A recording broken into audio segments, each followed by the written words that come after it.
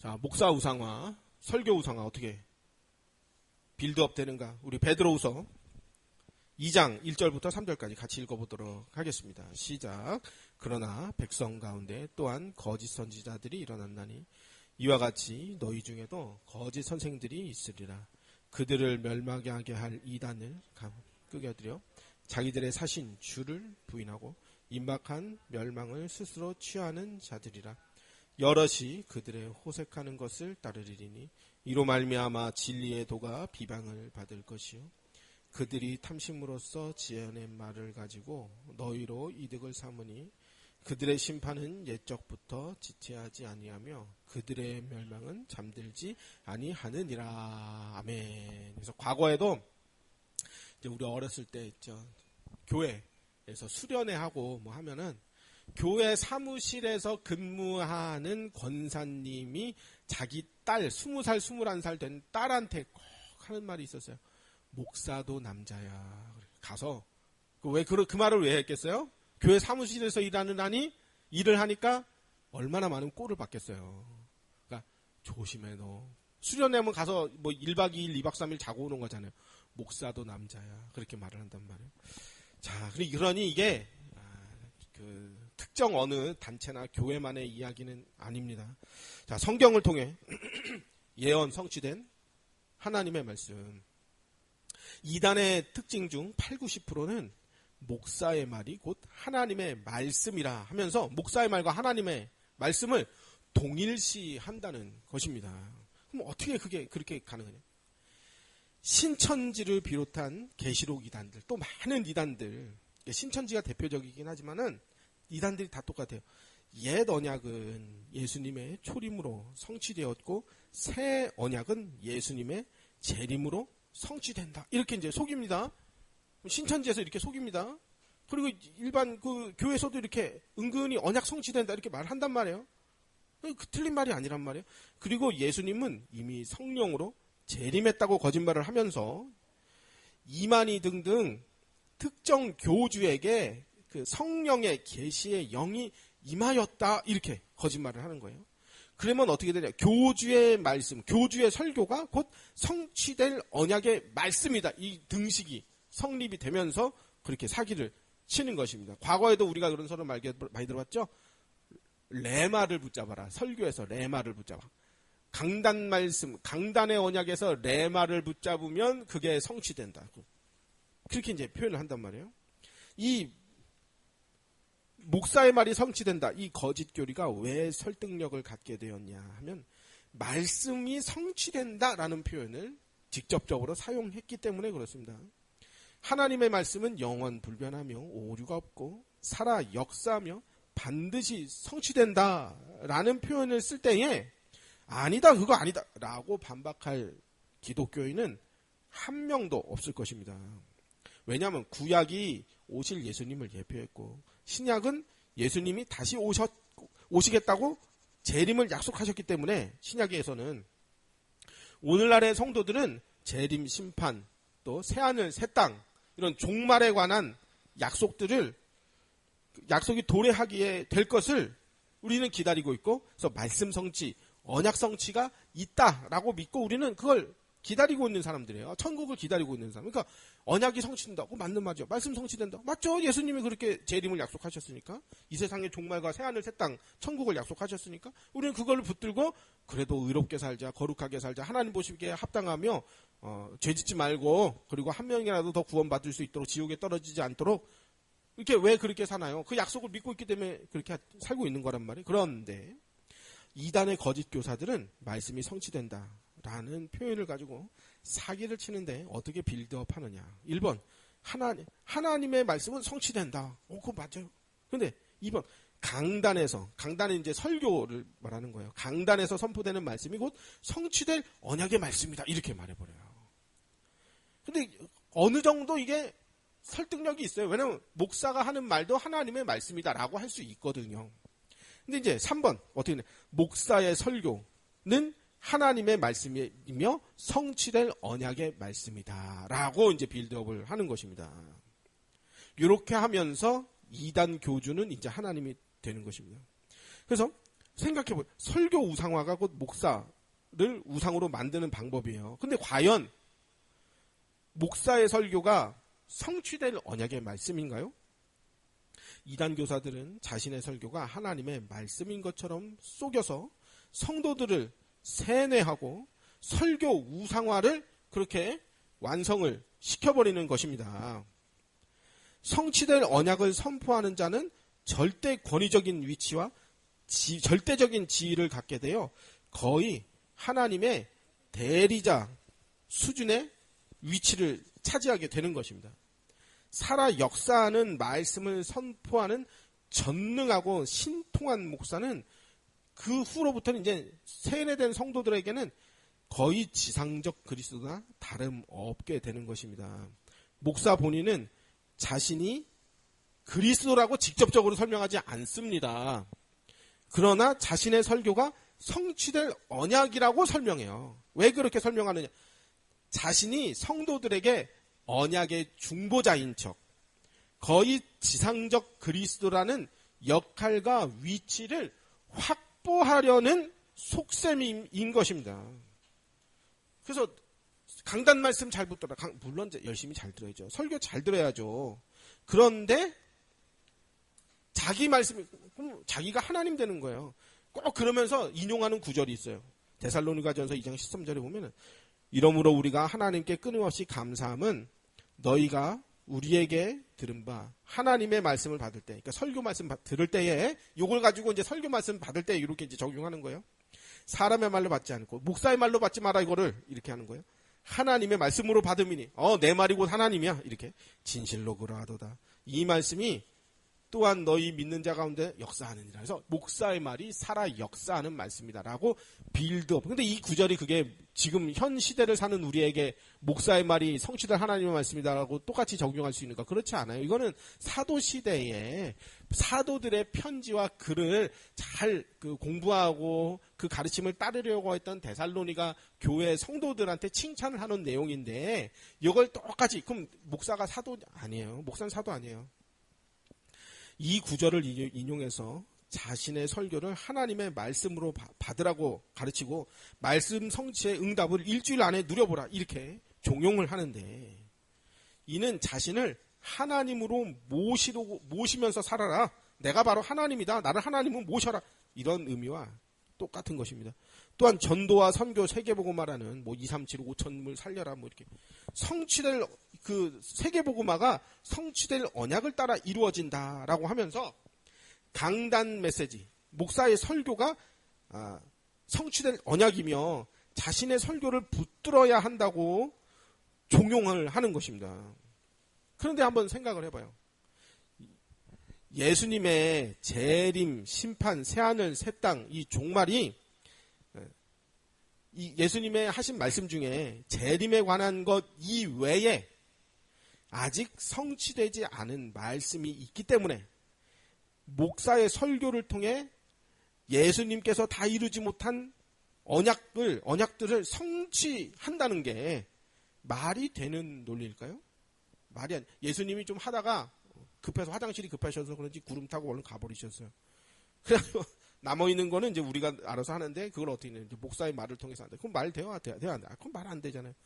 그렇다면 목사의 말이 성취될 거다. 목사의 말이 성취될 언약이다. 그럼 예수님의 말씀은 덜 성취가 됐거나 예수님이 좀 미흡하셨다거나 그렇게 돼버리잖아요. 이단들이 그래서 다 그 성자 예수의 자리가 일단 성령을 치고 들어가요.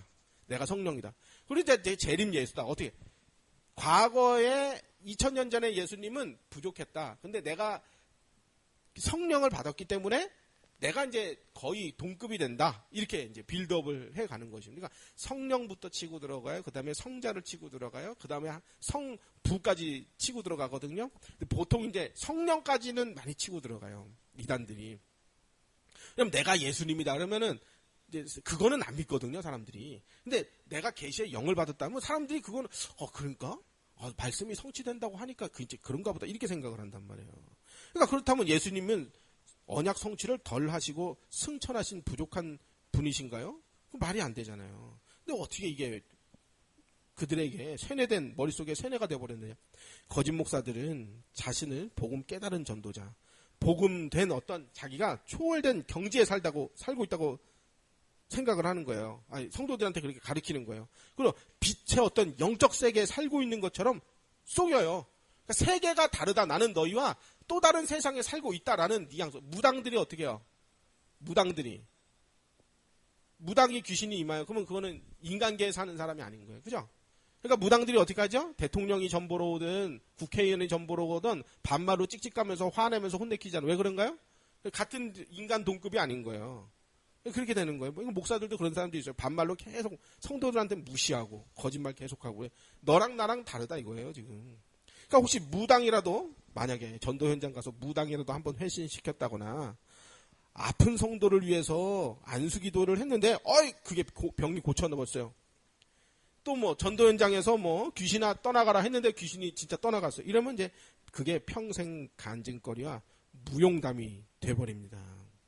그러면 어떻게 돼? 마치 자신의 손에 병 고침의 능력이라도 있는 것처럼 과거 30년, 40년 전에 있는 일을 마치 현재 진행형인 것처럼 과대 포장해서 스스로를 어떤 치유 사명자나 뭐 은사 능력을 행하는 절대적인 사도인 것처럼 그렇게 성도들한테 포장을 하고 그렇게 가스라이팅을 해서 그걸 듣는 성도들은 저분은 우리와 같은 사람이 아니구나. 이렇게 이제 느끼게끔 만드는 것입니다. 또 다른 세계, 어떤 영적 세계, 초월된 어떤 경지에 사는 사람이구나. 이걸 은근히 이제 이렇게 과시하는 거죠. 느끼게끔 만들어주는 것. 이런 거짓 목사들을 바라보는 성도들은 어떻게 느끼냐. 우리 목사님은 완전 복음 깨달은 목사님이시야. 이렇게. 우리 목사님 최고야. 우리 목사님 설교가 최고야. 이렇게 생각하고요. 목사를 하나님의 대리인처럼 생각하며 목사가 하는 결정이나 판단들은 절대 무호하신 하나님의 완벽한 성령 인도를 받은 결과라고 믿어요. 그래서 목사님이 어련히 알아서 하셨겠지. 이렇게. 이러면서 목사는 교회 내에서 교황이나 다름없는 절대적인 위치에 봉착을 하게 되는 것입니다. 교회 대문에다가 신천지 출입금지 붙여놓은 거는 봤어도 번영신학 출입금지 붙여놓은 거 봤어요? 없어요. 왜? 본인이 원하기 때문에. 교회 목사가 설교하면서 내 말씀을 하나님 말씀으로 잘 받으세요. 이렇게는 얘기해도 나도 사기칠 수 있습니다. 나도 죄인입니다. 이렇게 하는 목사 봤어요? 없어요. 왜냐면 내가 그 자리에 가고 싶기 때문에 그런 거예요. 한번 세뇌가 됐다면 영원토록 울고먹을 수 있어요. 성도들을. 아주 사기꾼들이에요. 사명우상화 어떻게 만들어지는가? 전도 선교만 하면 바른 교회입니까? 전도 선교에 올인하면 그거 바른 성도입니까? 어떻게 우상화하느냐? 흑암 세력 무너뜨릴 언약을 선포하는 전도자라는 절대적인 위치를 목사가 이제 차지를 해버리는 거예요. 흑암에 잡힌 영혼들을 빼내는 것이 오직 하나님의 소원이며 마귀는 교회가 전도만 못하게 한다는 말에 전도 이외의 모든 신앙 덕목은 전도 행위와 영접 운동 뒤로 다 밀려나. 거룩도 필요 없어요. 윤리도 필요 없어요. 착한 행실도 필요 없어요. 전도만 하면 돼요. 왜냐면 마귀가 전도만 못하게 한다. 자기 손에 잡고 있는 영혼만 안 뺏기면 된다. 이렇게 이제 가르치니까 다른 건 다 필요 없어요. 전도만 하면 돼요. 이렇게 되는 거예요. 그래서 룸사롱 가서 전도해도 되고 어디 뭐 방송식 가서 전도해도 되고 술 먹으면서 전도해도 되고 이렇게 돼버리는 거예요. 그러니까 방종 타락이 거기서 만들어지는 거예요. 오직 하나님의 소원은 영혼 구원이라는 표에서 거룩과 윤리와 바른 신학 교리는 다 내팽개쳐버리고 자신들의 단체와 전도 선교만이 유일한 세계복음화의 길이라는 편협적인 사고방식에 빠져버려요. 그래서 우리 목사님 저 선교하는 목사님 그러면요 성도들이 최고야 하나님이 가장 기뻐하시는 목사님이 이렇게 생각을 하는 거예요. 실제로 나가서 딴짓 하고 있는데 가서 사진은 찍어 이제 모아놓고 이제 설교하는 사진 찍어서 한국으로 보내. 그러면 거기서 이제 이런 TV에다가 자판 딱 띄워줘. 그러면 우리 목사님이 말이야 저 많은 영혼들을 구원하고 말이야 저기서 그냥 불을 던지고 오셨구나 이렇게 생각. 그럼 가가지고 그 사진 한번 찍고 여행하고 놀다가 온 건데 가가지고 술 먹고 뭐 헛짓거리 하고 그러다 온 건데 그 술 먹고 지들끼리 싸워가지고 눈탱이 밤탱이 돼가지고 오고 막 그런 경우도. 참 차마 설교 시간에 다 말은 못하겠고요. 자, 영혼 구원을 위한 237 나라 5천 종족 세계 선교는 바른 교회의 절대적인 기준이 되어버려서 그 이후에는 이것을 성취시킬 언약과 전략을 선포하는 목사는 복음 깨달은 최고의 전도자이며 아무리 전도자가 방탕한 삶을 즐겨도 하나님은 전도자에게 복을 내려주실 것이다. 이렇게 이제 세뇌가 된 거예요. 반대로 거룩을 추구하고 성경 말씀에 순종하는 바른 삶을 살아도 자신들의 단체에서 하는 전도 훈련을 참여하고 있지 않으면 흑암이 장악한 재앙시대를 살릴 수 없는 그저 바벨론 포로에 끌려다닌다. 그 거짓 교회다. 그거는 복음 없는 교회다. 이렇게 설명을 해버려요. 이는 모두 존재론적 이원론 세계관에서 만들어진 그릇된 신앙관입니다. 마귀가 다루는 장악한 세계가 있고 하나님이 장악한 빛의 세계가 있다고 보는 거예요. 그래서 마귀가 장악한 그 흑암 세계에서 건져내오는 것이 하나님의 소원이라고 말을 하는 거예요. 그래서 다른 건 다 필요 없어요. 성경에 거룩해라, 거짓말하라, 말하지 마라, 죄짓지 마라, 도둑질하지 마라, 간음하지 마 이런 건 다 필요 없고 그런 윤리도덕이에요. 사람 못 살리는 거야. 딱 제껴놓고 전도만 하면 돼. 물론 전도해야죠. 영혼 구원해야 되는데 싫다는 교회 어디 있어요, 세상에. 하지만 영혼 구원만 하고 나머지는 다 필요 없다면 그건 틀린 것입니다. 신앙 덕목을 다 같이 설명하면서 그 중에 하나가 영혼 구원에 우리는 사명을 가져야 된다. 그럼 맞죠.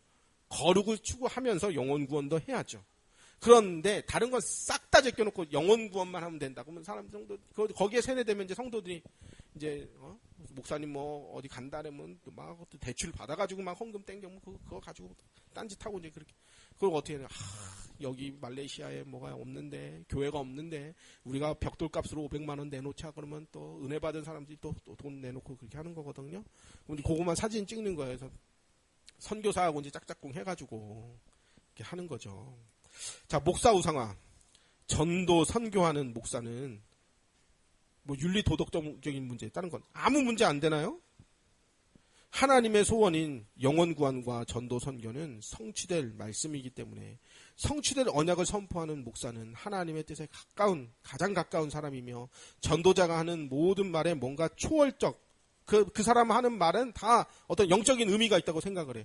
복음적인 거야, 영적인 거야, 의미가 있다고 생각하기 때문에 전도자라고 지칭된 목사가 아무리 엉뚱한 소리를 해도 하나님의 깊은 뜻이 그 안에 들어있을 거라는 극단적 신비주의적 이원론 세계관에 꽉 붙들려가지고요.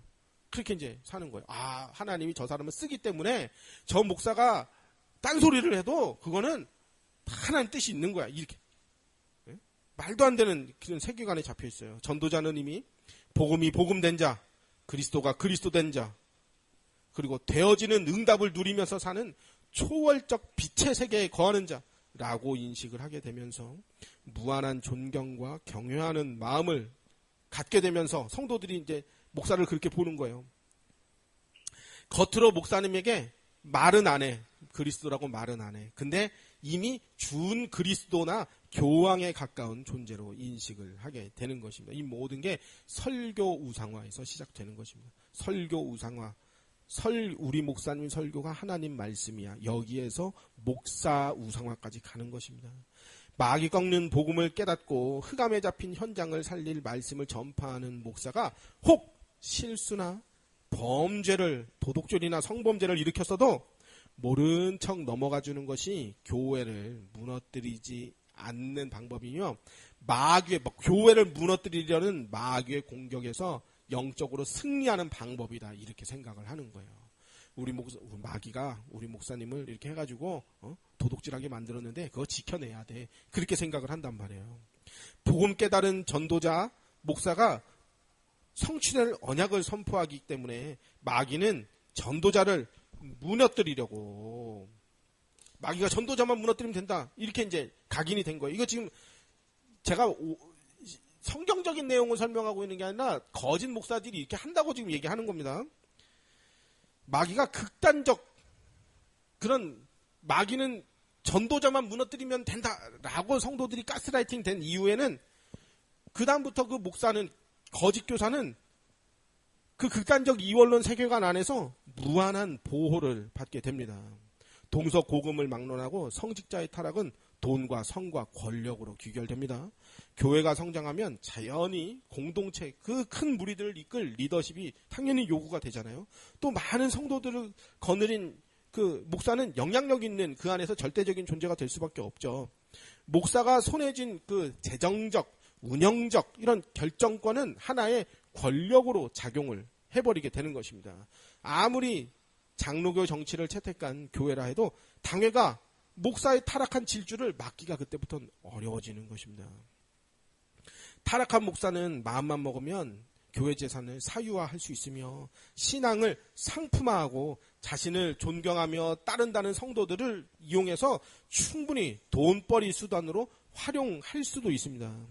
수천 명을 거느린 목사의 설교는 최고의 브랜드 상품이 되어 체인점과 프랜차이즈식 다단계 지교회 사업까지 가능해지고, 이렇게 되면 이미 목사는 목회의 본질에서 이탈된 것인데, 문제는 왜 여기에 성도들이 다 가스라이팅 되고 벗어나지 못하느냐면, 목사가 맨날 그렇게 외치는 거예요. 예수는 그리스도, 이렇게. 예수는 하면 그리스도, 이렇게 외쳐. 모든 문제 하면 해결자, 이렇게 외치죠. 하나님의 영광을 외쳐요. 목사가 영원 구원이라는 절대 표어를 외쳐요. 이렇게 하면 이렇게 그럴듯한 명분을 앞세웠기 때문에 교인들은 목사를 하나님의 뜻을 이루는, 목사가 바로 하나님의 뜻을 이루는 훌륭한 하나님의 대리인으로 인식하게 되면서 타락한 목사가 잘못되었다고 분별도 못하게 될 뿐더러, 혹 목사가 잘못되었음을 알았다 할지라도, 저거 썩어 빠졌네, 알았다 할지라도 한없이 높아진 목사의 권위 앞에 당당히 나서질 못하게 되는 것입니다. 혹시나 내가 한마디 했다가 내가 하나님한테 혼날까? 이런 두려움까지 갖게 되는 거예요. 그 권위가 하늘까지 높아진 목사는 자신의 잘못을 지적하는 성도들을 무시하거나 배척하거나 심지어는 저주하고 음해하고 내쫓아버리는 거예요. 일반적으로 그 성직자에게 요구되는 고급하고 거룩한 도덕성과 윤리의식은 그렇게 왜곡된 권력을 거머쥔 절대적인 권위자 앞에서는 아무 의미도 없어요.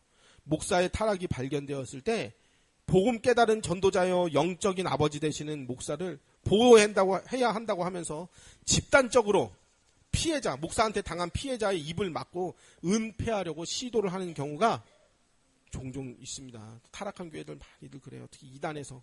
왜냐하면 우리 목사님은 아주 이 복음 깨달은 하나님이 붙드는 종인데 해가면서 피해자, 목사한테 피해를 본 그 사람을 입을 막게. 또 뭐라고 하느냐면 목회자가, 목사가 회개했지 않냐 하면서 회개도 안 했는데 막 회개했대요. 자기들끼리.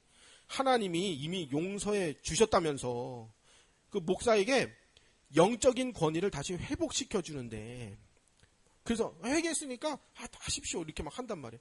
이는 목사는 하나님이 쓰시는 귀한 종이며 현존하는 사도이며 하나님의 대리인이며 하나님이 목사를 통해 복과 응답을 내려주고 또 흑암 세력을 무너뜨릴 언약과 성도가 현장에서 성취될 언약을 목사가 선포하기 때문에 목사를 응답의 도구로 여기는 잘못된 기복주의 신앙과 신비주의적 세계관이 완전히 짬뽕 결합되니까 그 다음부터는 이제 목사는 복의 도구요, 하나님 말씀을 선포하는 절대적인 스피커로 여기는, 그러니까 목사를 보호하려고 하는 것입니다.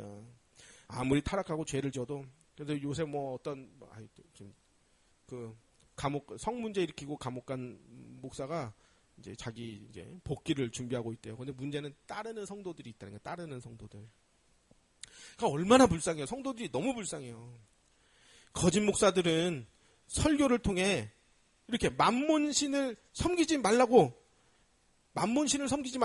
교회의 헌금에서 하늘의 보화를 쌓아두고 후손들까지 다 응답을 받을 수 있도록 부못에다가 현명한 아주 하늘의 투자를 해라, 헌금함에 투자를 해라, 이렇게 설교하면서 목사 그렇게 설교를 해요. 그리고 목사 자신을 내가 너희에게 사기치는 거야, 나를 우상화하지 마, 내 설교는 다 사기야, 이렇게 설교하지는 않습니다.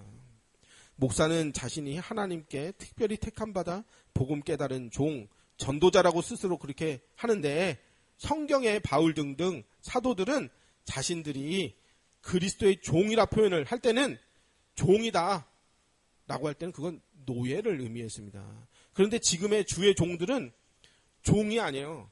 그리스도의 노예가 아니에요. 준 그리스도예요. 하나님의 대리자.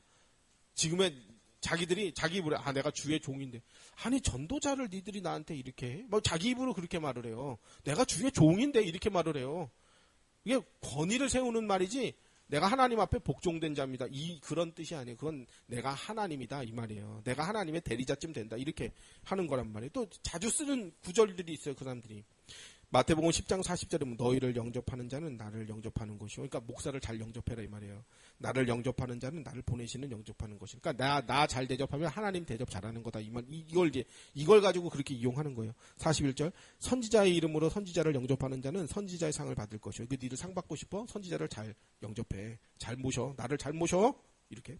의인의 이름으로 의인을 영접하는 자는 의인의 상을 받을 것이요. 또 누구든지 제자의 이름으로 이 작은 자 중에 하나에게 냉수한 것이라도 주는 자는 내가 진실로 너희에게 이르노니 그 사람이 결단코 상을 잃지 아니하리라 하시니라. 이거 구절을 가지고요. 나 잘 모시면 그게 하나님 잘 모신 거야. 나 잘 대접하면 너희들이 복 받는 거야. 이렇게 직접적으로는 그렇게 설명 안 하죠. 은근히 돌려서 설명하죠. 자신을 잘 섬기면 선지자의 상을 받는다고 설명하면서 주의 종을 잘 대접하면서 응답받은 사례들을 이제 간증을 자꾸 늘어놓는 거예요. 자신이 하나님의 대리자라도 된 양 호도하고 사기를 치는 것입니다. 그래서 나는 너희와 달라. 이 실감나는 간증들과 예화들 또 간증자들을 자꾸 세워서 자꾸 가스라이팅을 하는 것입니다. 그래서 어느 장로님이 말씀에 순종하였더니 사업도 잘 되고 자식도 잘 되었다는 그 감동이 가득한 간증거리와 예화들을 늘어놓고 또 목사를 혹은 또 대적했다가 벌 받았다는 뭐 간판이 떨어졌는데 대갈통에 맞았다느니 뭐 이렇게 실제로 우리 옛날에 그런 예화들 들어봤죠? 반대하고 나갔는데 그 사람이 태풍 불 때 간판에 맞아 머리가 떨어져 죽었어 이렇게. 그렇게 그러면 그다음 그걸 들으면 어떻게 해요? 성도들이 대적하면 안 되겠구나. 목사님 잘못했을 때 그거 눈 감아야 되겠구나. 이렇게 생각하는 거죠. 예화도 그런 예화를 막 들려주면서 목사에게 두려움과 존경심과 경외심을 갖도록 만드는 거예요. 이 거짓 목사들이 이렇게 한다는 거예요. 두려움은 사람의 자율성과 판단력을 흐리게 해서 목사가 잘못을 저질러도 감히 그 앞에 옳은 소리 한번 못하고 주의 종은 하나님이 알아서 하신다며 용서하고 우리는 하나님이 알아서 하시도록 우리가 덮어줘야 돼. 모른 척 해야 돼. 못 본 척, 못 들은 척, 불신앙 안 하는 척 하는 게 신앙상의 손해를 안 보는 지혜로운 방법이라고 이제 가스라이팅 성도들은 그렇게 생각을 하는 것입니다. 괜히 내가 옳은 소리 했다가 자식들이 혹시나 병에 걸릴라, 진짜 태풍 불 때 간판 떨어질라 이렇게 생각한단 말이야. 또 히브리서 11장에 명예의 전당에 오른 신앙의 위인들과 마치 자신을 동일시하려고 2000년 만에 교회사에 나타난 위대한 개혁자들과 칼빈, 루터 이런 신학자 찌잉글 이런 사람들과 지금 이 시대에는 그러니까 히브리서 11장에 있는 신앙의 위인들과 교회사에 나타난 개혁자들과 내가 똑같은 지위의 사람이다 이렇게 설명을 하는 것입니다. 자신이 동등한 위치에 있다고 은근히 자신을 믿음의 영웅인 척하면서 우상화를 그렇게 조장하는 것입니다. 바티칸에 보면은 쭉 성인들 쭉 돌려 있잖아요. 그죠? 그러면서 이제 거기에 자기도 이렇게 딱 있는 거예요. 교황도 거기에 한 자리 차지할 수 있는 거잖아요. 지상적 그리스도니까. 그럼 목사들도 그렇게 할 수 있다니까요. 큰 교회, 이게 혹시나 누가 들으면 또 저기 하겠지만은 저 큰 교회들 몇 군데 가봤어요. 교역자실에도 들어가 보고요. 교회 분위기도 보려고 가봤거든요. 그랬더니 그 담임 목사, 원로 목사 우상화하는 그런 거 본 적이 있습니다. 차마 혹시나 들을까봐 말은 못하겠지만은요. 또한 모세와 미리암을 예로 들면서 목사에게 옳은 소리 하다가 중한 병이 걸렸다느니 어느 권사님의 걸렸다는 어떤 권사님이 혼났다는 그런 예화를 들면서 목사를 더욱 두렵고 이 떨린 존재, 그런 권위적 존재로 인식하게끔 자꾸 성도들을 속이고 가스라이팅해서 빌드업 하는 것입니다.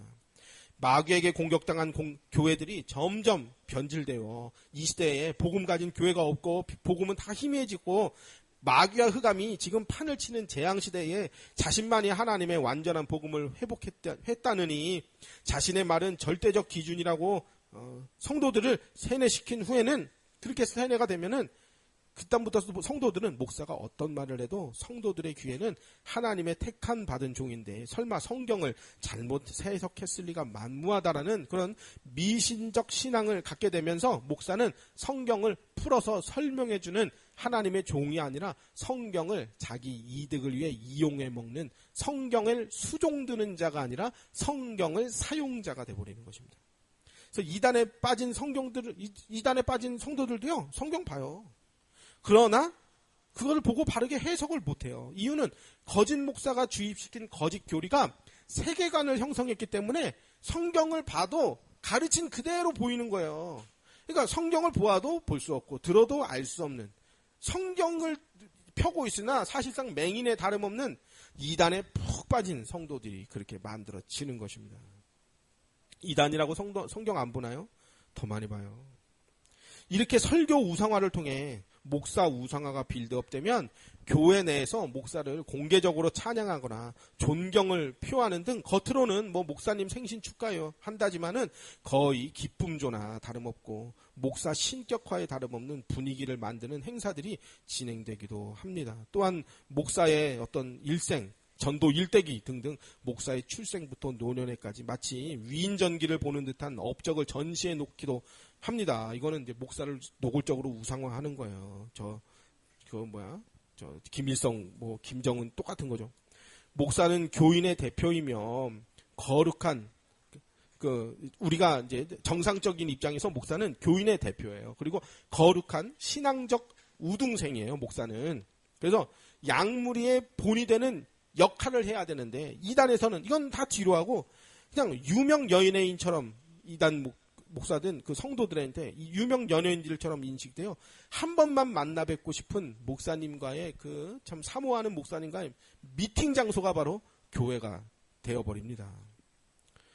목사 우상화와 설교 우상화, 이게 깊어지면 목사의 설교를 하나님과 말씀과 동일시하기 때문에 결국 성경 공부는 뒷전이 되어버려요.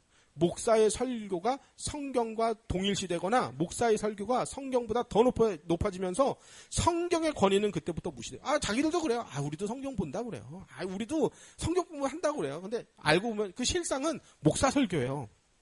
이러면 성도는 바른 신앙관을 배울 수가 없게 돼버리는 것입니다. 그래서 성경을 보는 게 아니라 목사의 설교를 모아놓은 설교집을 하나님의 말씀이라고 이제 붙들게 되는 거죠. 자, 그러면 이제 결론적으로 설교 우상화를 통해 빌드업되는 목사 우상화, 이거 우리가 분별해야 됩니다. 고린도전서 3장 5절, 그런즉 아볼로는 무엇이며 바울은 무엇이냐. 그러니까 고린도 교회에서 나는 아볼로파다, 나는 바울파다, 나는 게바파다 이렇게 했잖아요. 그들은 주께서 각각 주신 대로 너희로 하여금 믿게 한 사역자들, 그러니까 하나님을 소개하는, 하나님을 알리고 복음을 설명하는 그런 역할을 했던 거지. 그 사람들 자체에 무슨 신령한 능력이 있다거나 그런 거 아니다. 나는 심었고 아볼로는 물 주었을 때 오직 하나님께서 자라나게 하셨으니까, 이 모든 일을 성도들을 불러 모으고 바르게 자라나게 하시는 이는 하나님이니까 하나님이 영광을 받으시고 하나님이 존귀 되셔야지. 왜 그 사도들을 그렇게 높이려고 하느냐. 그러지 마라. 그런 거예요. 그런즉 심는 이나 물 주는 이는 아무것도 아니로되 오직 자라게 하시는 이는 하나님뿐이니라. 그랬습니다. 설교는, 그럼 여태까지 이제 불신앙 소리 제가 지금 잔뜩 했단 말이에요. 그러면 이제 목사 다 사기꾼이네. 설교는 절대 하나님 말씀 아니에요. 그러면 안 돼요. 그러니까 그렇게 이단에 빠졌던 사람들이요, 나중에 정신 차리고 돌아오고선 아예 교회를 등져버려요. 그것도 더 큰 문제예요. 그러면 안 돼요. 설교는 분명히 하나님의 말씀입니다. 또 목사는 하나님의 말씀을 전하는 것이 맞습니다. 그래서 설교를 하나님의 말씀으로 소중히 받는 자세는 너무너무 좋은 것입니다. 이 이단 목사들이 이렇게 했다고 해서 모든 목사들이 다 사기꾼이다 그렇게 생각하면 안 돼요. 그러나 그 이상의 의미를 두면 안 됩니다. 목사는 교회를 다스리는 직무를 맡은 거는 맞아요. 목사를 통해 하나님이 교회를 이끌어 가시고 구원받은 성도들을 불러 모아다가 자신을 계시하시도록 설교를 통해서 하나님이 자신을 나타내는 게 맞아요. 근데 목사는 하나님의 종이자 청지기, 맡은 자 대신으로 심부름하고 하나님의 양들을 맡아서 관리하는 어떤 교육하는 그런 역할일 뿐이지 절대적 권위를 가진 대언자, 하나님의 대언자, 그 입에서 나오는 모든 말씀은 다 권위 있는 하나님의 말씀이야. 이렇게 생각하면 안 돼요. 목사는 하나님의 말씀을 전달하는 대언자이며 전달자일 뿐인 것이지 하나님을 대신하는 그 권위를 잔뜩 가지고 있는 대리자나 지위를 위임받은 어떤 역할을 위임받은 어떤 지상적 그리스도가 아닙니다. 성령의 기름이 철철 흘러넘치는 사도들이나 사신이 아닙니다. 목사는. 그럴 수 있어요. 대부흥, 그 평양 대부흥, 미국 대각성 운동 이럴 때에 하나님이 특별한 계획을 가지고 마치 그 교회의 비상 직원들, 그러니까 사도들처럼 그 목사에게 기름을 부어서 수천 명 다 회개시킬 수도 있어요. 하나님이. 그렇지만 모든 목사가 모든 상황에서 그 성령의 기름이 철철 넘쳐가지고 진짜 눈에서 레이저가 나오고 막 말에서 막 검이 나오고 그렇게 생각하면 안 됩니다. 목사가 하나님 말씀을 전달하는 건 맞아요. 근데 그 목사의 말에 사람의 말도 섞일 수가 있는 것입니다. 사도행전 14장 15절 이르되 여러분이요 바울을 막 우상을 제우스처럼 생각을 하려고 하는 그 사도행전에 보면은요 어찌하여 이러한 일을 하느냐 우리도 여러분과 같은 성정을 가진 사람이라 여러분에게 복음을 전하는 것은 이런 헛된 일을 버리고 우상 숭배하는데 우리를 우상으로 보지 마세요. 우리를 신으로 보지 마세요. 이런 거예요. 헛된 일을 버리고 천지와 바다와 그 가운데 만물을 지으시고 살아계신 하나님께 돌아오게 하려 함이라. 그러니까 우리는 하나님을 소개하는 자고 하나님의 편에 서서 하나님을 알리는 자일 뿐이지 우리 자체를 신령한 무슨 하나님의 대리격이라도 됐냐 그렇게 생각하지 마세요. 이 말이거든요. 목사 또한 똑같은 성정을 가진 죄인일 뿐입니다. 똑같이 목사도 콩나물 사 먹고 두부 사다 먹고 말 안 듣는 자식들 키우느라 전전긍긍하는 똑같은 사람인데 목사는 하나님의 편에 서서 적극적으로 하나님의 편을 들고 있는 그런 사람인 것이죠. 목사는 교인의 대표로서 하나의 모범생 같은 역할을 하는 것입니다. 모든 교회 내에서 신앙 덕목에서 마치 학교 다닐 때 전교 1등일 수는 없겠으나 목사가 모든 것 다 잘해. 그럴 수는 없어요. 목사보다 성경 더 잘하는 권사님 있어요. 목사보다 새벽기도 더 열심히 하는 권사님들이 있어요. 목사보다 더 봉사하고 사랑하고 섬겨주는 권사님들이 있어요. 그러나 반장이 그렇잖아요. 반장이 무조건 전교 1등 해야 되나요? 아니죠. 그래도 상위권은 해야 돼요. 그죠? 반장이 그래도 반장 역할 맡은 애는 그래도 모범생이어야 돼요. 그죠? 모든 분야에 목사도 모범생이 되어야 하는 거죠. 학창 시절의 반장과 같은 역할 목사가 하는 것입니다. 목사는 거룩하고 덕스럽고 착한 행실로 교인들에게 훌륭한 사람이야라고 인정을 받아야지 하나님의 이름을 악용하면서 권위적 횡포로 성도들을 굴복시키면 안 됩니다. 앞서 설명한 대로 목사는 악한 의도를 실현하려고 설교를 악용할 수가 있습니다. 목사의 설교가 하나님의 말씀이어야 하겠지만 다른 내용을 전달한다고 하나님 말씀이라고 할 수 있겠죠. 때론 사람의 말이 포함될 수도 있는 것입니다. 그러므로 설교가 완벽한 하나님의 말씀이라고 착각을 했으면 안 됩니다. 목사가 바른 교리에 입각한 바른 설교를 하지 않는다면 성도들은 목사의 변질을 막아야 됩니다. 그거 잘못된 거 아니에요? 이렇게 따질 수 있어야 돼요. 그리고 계속 말 안 된다. 그럼 쫓아낼 수 있어야 돼요. 그러라고 장로교 정치가 있는 거예요. 근데 당회가 있는 거고 그래서 타락했다. 그러면 그만하게 만들어야 돼요. 왜냐면 모든 사람이 다 같이 타락해버려요. 앉아있는 사람들이. 그래야만 거룩성을 지킬 수 있는 거예요. 몸이 썩어 들어가는 부분이 있다. 그럼 도려내야죠. 그거를. 내 몸인데 너무 아까워. 다 썩는 몸 다 썩는 거죠. 그래서 당뇨병 환자들이 때로는 손가락도 자르고 발가락도 자르는 게 더 안 내비다 더 굶어 더 터지니까 잘라내는 거 아니에요. 봐가지고 저건 사기꾼이구나. 그럼 쫓아내야죠. 목사를 아무리 목사일지라도. 골로새서 2장 8절 누가 헛된 철학과 속임수로 너희를 사로잡을까 주의하라. 이것은 사람의 전통과 세상의 초등학문을 따르며 그리스도를 따름이 아니니라. 그래서 목사가 만약에 세상적 성공학이나 돈벌이용 건강 강좌나 번영신학 돈 내세요 헌금하세요 이러면 당신들 응답받습니다. 이런 거짓 설교나 하고 있다. 이러면 이거 다 헛된 속임수요. 세상 철학이면서 그리스도를 따름이 아닌 그 사람은 거짓 교사입니다. 디모데후서 3장 15절 또 어려서부터 성경을 알았나니 성경은 능히 너로 하여금 그리스도 예수 안에 있는 믿음으로 말미암아 구원에 이르는 지혜가 있게 하느니라. 모든 성경은 하나님의 감동으로 된 것으로 교훈과 책망과 바르게 함과 의로 교육하기 유익하니 이는 하나님의 사람으로 온전하게 하며 모든 선한 일을 행할 능력을 갖추게 하려 함이니라 했습니다. 이게 바른 성경을 보는 바른 관점이에요. 설교는 바른 교리에 입각하여 바른 복음과 바른 구원, 바른 신앙생활을 돕기 위해 그리스도 중심의 말씀이 선포돼야 이것이 우리 개혁교리 그 강단에서 이제 강조하는 내용이에요. 그리스도 중심에. 근데 그렇지 않고 그저 목사 개인의 욕심을 이루기 위해서 성도들을 마치 앵벌이와 껌파리처럼 또 현금 인출기처럼 활용할 권위적 도구로 설교를 사용한다. 그건 잘못된 것입니다.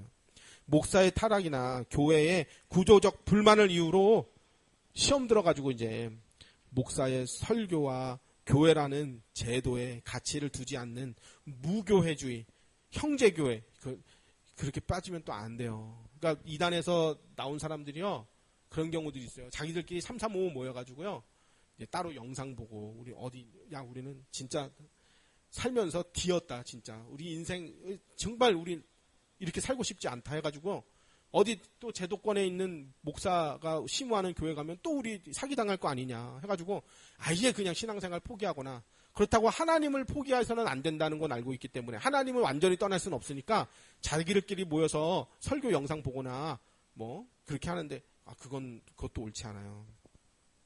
성도는 반드시 교회를 통해 신앙이 자라나며 교회엔 목사와 성도가 건강한 공동체를 이루어야 되면 하나님이 이렇게 교회라는 기관을 만들어서 이 땅 가운데 성도들을 자라나게 하셨습니다. 최근 정상적인 교회에 정착하여 신앙생활을 하지 않고 자신의 귀에 듣기 좋은 설교만 골라서 유튜브를 통해서 시청하는 가나안 성도, 안나가 성도를 이제 가나안 성도라고 하거든요.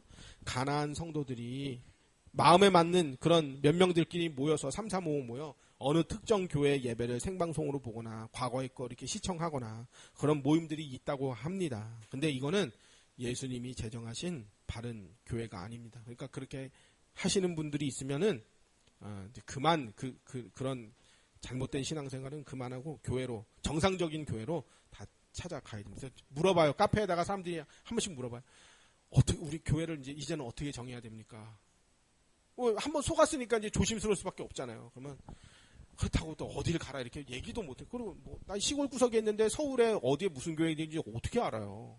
그러니까 이렇게 얘기를 해드려요. 일단은 그 교회가 옮겨가려고 하는 교회가 객관적으로 좋은 교회인지 안 좋은지 뭐 어떻게 알아? 그러니까 일단 교단을 보는 수밖에 없어요. 바른 좋은 교단인가 아닌가? 좋은 교단일수록 덜 하락했을 가능성이 크잖아요. 가르침이 좋으니까. 그리고 유튜브를 통해서 이 교회 설교도 들어보고 그 근처에 자기 집 근처에 있는 설교들을 자꾸 들어보라고. 그리고 하나님이 주시는 감동 감화에 따라 직접 가서 이제 방문을 해보세요. 그러니까 교단을 먼저 봐라. 유튜브로 설교를 들어봐라. 그리고 교회에 실제로 가서 방문을 해보라. 그리고 정말로 기도하면서 하나님이 이 교회로 가서 섬기라고 마음을 주시면 가서 등록해서 다니십시오. 이렇게 이제 안내를 해주거든요. 그러니까 교회를 나 이제 시험 됐으니까 나 교회 떠날 거야. 그래도 나 구원받은 건 맞잖아. 나 구원의 확실하잖아. 그러면 안 돼요. 교회 밖에서 구원은 없어요.